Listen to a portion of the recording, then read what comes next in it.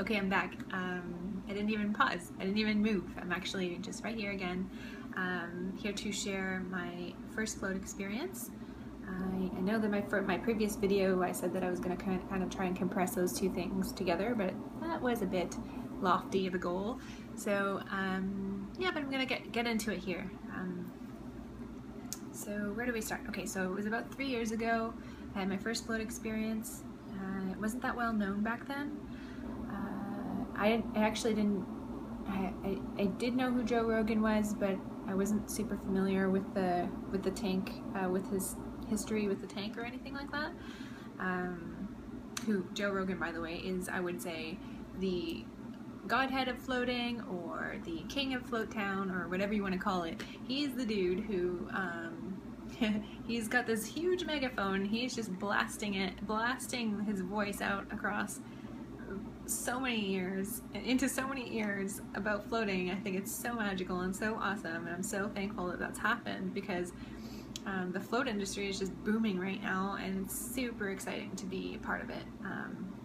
So I just kind of also want to acknowledge that, and think it's really great that so many people are coming in as a result of listening to his podcast. So I think that's really cool. Okay, so yeah, 3 years ago. Okay, I'm kind of looking to. I was online actually Googling something like, I think I was Googling the word psychonaut, because I was doing dream reading in the market down in the city that I live in, and it was I don't know why they said the city I live in Toronto, which is where I live, Pedestrian Sunday. I was doing dream reading there. I'm all trying to like be really secretive about my identity and stuff. Okay, anyways, so doing dream reading there, and someone told me something like, who used the word psychonaut. They said, "Oh, you're a psychonaut," and I was really intrigued. I really liked the word. I didn't really know what it meant, but I kind of figured it out in that astronaut is a traveler of space, psychonaut must be a traveler of the mind, and I really, really enjoyed the word. So I just sort of started researching, psychonaut and all of that, and it kind of ended up taking me to, I went to the Wikipedia page and found a bunch of links that kind of guided me towards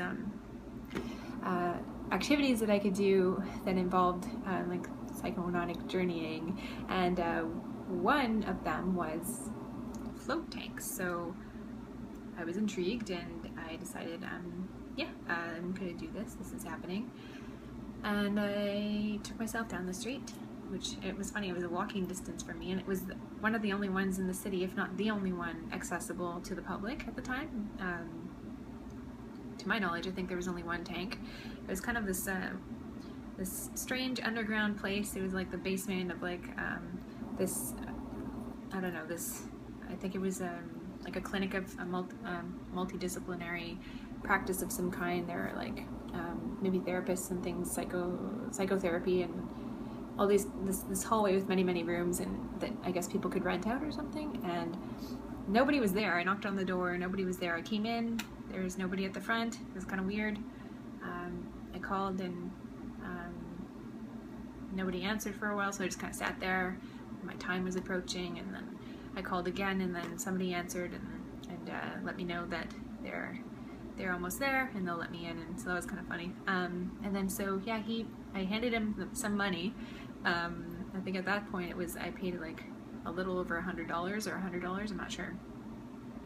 And I signed a form, and he took me up to this, I guess the third floor of the house. It was in a house, and this room with this huge pod thing and a shower, and he just kind of said, "Okay, yep, there you go." He didn't really give me any sort of anything. He just, "Off you go." And I said, "How do I know when it's over?" And he said, "I'm just gonna leave you in because there's nobody booked after you. So just yeah, stay as long as you want, and then just close the door when you're done." So I was like, "Okay," and that was that was kind of cool, actually, in hindsight. So yeah, he closes the door behind him, and I'm kind of just left in this room with this tank, and yeah, have a shower, rinse myself off, and get into the tank right away. and immediately notice, you know, certain areas of my body are stinging from the salt and stuff. And the door closed on top of me. It wasn't like on hydraulics or anything. It was just like a door that sort of closed on me. And I kind of felt like a strange creature entering the tank, you know, kind of like just kind of like a troll, and this lid's like weighing on my back and it pressed down on me, so that was kind of funny, because I think it opened kind of like a hatch. But anyway, so I end up in the tank and I go to the far end and I lie down and the water lifts me up, and I am actually immediately experiencing panic. I'm floating and it's really dark, and holy shit, it's really dark, and I'm kind of feeling pretty triggered as far as like panic is starting to kick in, and I have a history of anxiety, and so I felt all those triggers firing off.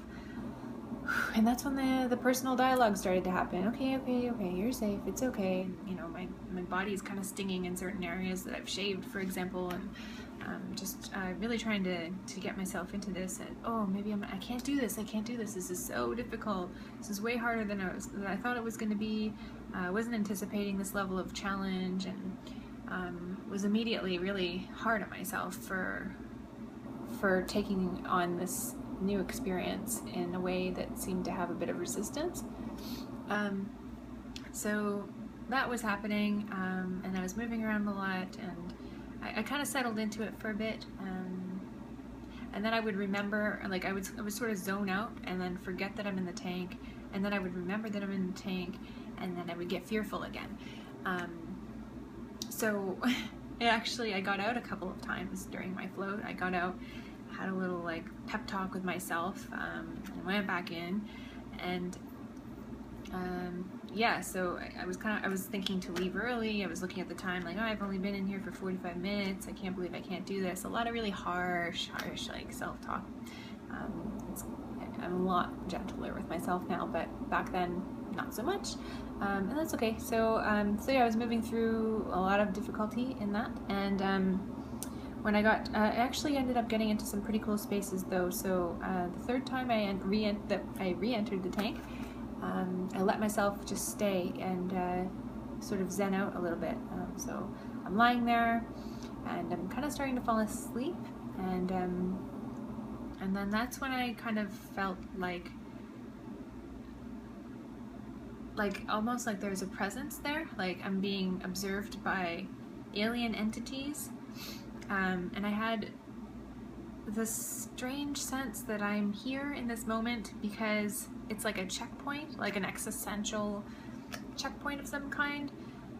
Oh, here she is, she's here, she's made it. And then I had this vision of being on a table or something and being observed by 4 people, like scientists in white jackets, and they're all kind of staring at me like, and just sort of scratching their chins and jotting things down on their little clipboards and things, and you know, like looking at me from like with their glasses on and putting their glasses over their nose, and just a lot of weird behaviors. No one ever talked to me, but they're just kind of curiously observing me inside of my fear that I was experiencing. Like, this is really interesting. Oh, she's experiencing fear right now, and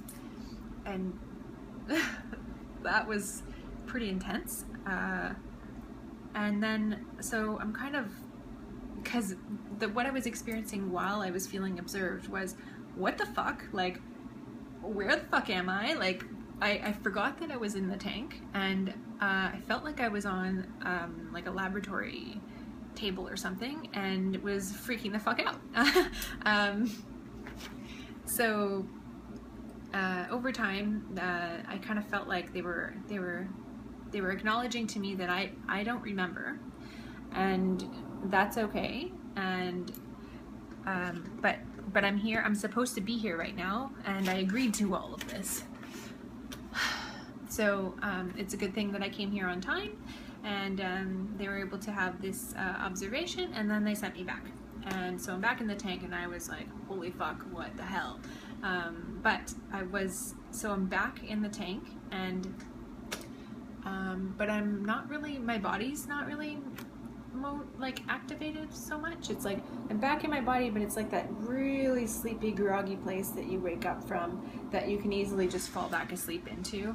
And inside of that, there was a vision of like yellow mist above me, and that yellow mist had information inside of it that when I examined it, it revealed to me that I have an illness in my body, and that I am moving towards a very difficult period in my life, and I am equipped to deal with it. And there was a sense of reassuring, but that was cloaked in my own fear of, what do you mean I have an illness? What? Like, why is this cloud talking to me? There was so that was interesting. And then, yeah, then over time I was like, okay, I'm kind of getting into this. Like, this is pretty interesting.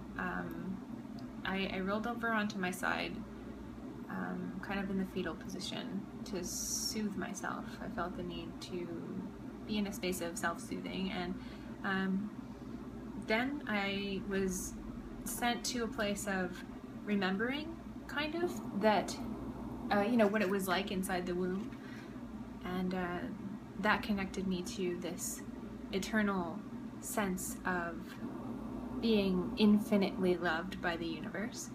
And the way that I felt held inside of that, you know, the way the water is just holding me exactly the way my body needs to be held, and there's no areas of pressure that don't need to be there. It was just this perfect hold, and I just felt so profoundly loved that I started to cry, and I laid there and I cried for a bit, and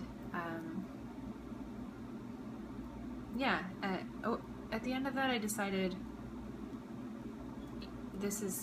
I'm good, and yeah, that was it. That was the end of my float. I got out, I had a shower, I walked home, and as I was walking home, I found it really interesting that my inner critic started sort of chiming in again. You know, you could have stayed in there longer, or and taken advantage of this man's offer who offered you to stay as long as you want. You know, oh, you got out so many times, you did it wrong, and you could have, like, just so many really intense things that were going on in my head, which I'm so glad aren't happening in the present state of being. Actually, reflecting back on this story, it's so interesting because I've revisited this story many times in since it's happened, and it's interesting because every time I visit it, I perceive it slightly differently. I perceive the value of it differently, just depending on how I've evolved up until that point. And so now I can honestly say that was one of the more profound floats that I've had. And I've worked at a float center for, I've worked at 2 float centers, but I've worked in the industry for a year and a half now. So, which implies that I've had quite a bit of floating experience. And so to say that has been one of my most profound, is pretty special. So,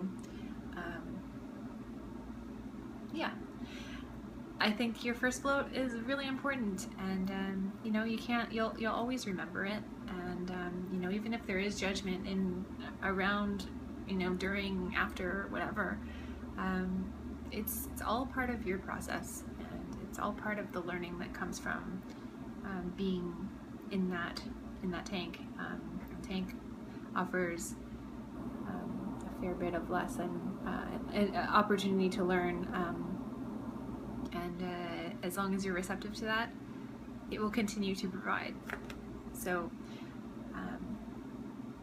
how can I advise you to in your approaching your first float? Yeah, I mean, like my previous video, just approach it with an open mind, and hopefully you find something really beautiful inside of that. And yeah, write stuff down. You know, make a video blog about it, or just draw a picture or do something that it is in honor of the experience, because a lot like dreams, you know, the details start to fade, and so yeah, it's a story worth keeping and referring back to over time. So yeah, that's it. That's my advice. So yeah, I hope that was helpful for anyone who's out there sort of searching for first experiences in the float tank. Yeah, I guess I'm going to, from this point on, start to share with you my future float experiences, along with some other, I guess, past float experiences that I've had that are quite memorable and had made an impact on me. Yeah, I've got a lot of stuff like that in my head right now, and I really want to get it out there. So thank you for listening and your attention and your energy, and I hope you have a beautiful rest of your day, and I will see you all soon. Bye bye.